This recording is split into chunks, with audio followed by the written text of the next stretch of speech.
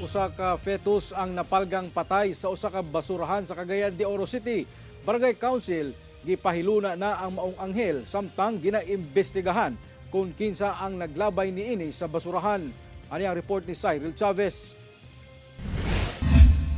Patay na diyang nakita sa otoridad ang gituhuang upat ngadto sa 5 ka bulan nga fetus nga giingong gilabay sa basurahan sa Upper Carmen, Cagayan de Oro City.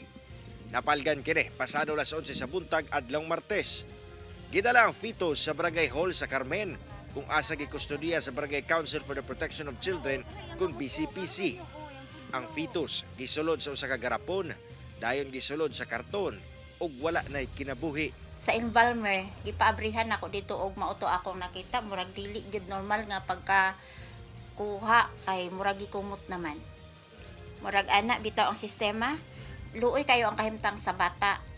Bisan pagbata na siya, wabi sa salaw. Human makumpirma nga wala na kinabuhi among anghel. Gilayong gilihok sa BCPC ang pagpahiluna sa patayng lawas ni ini. Hapon ni adtong Martes, hingpit nang nalubong among fetus sa City Memorial Park sa Bulunsuri, Barangay Kamaman-an.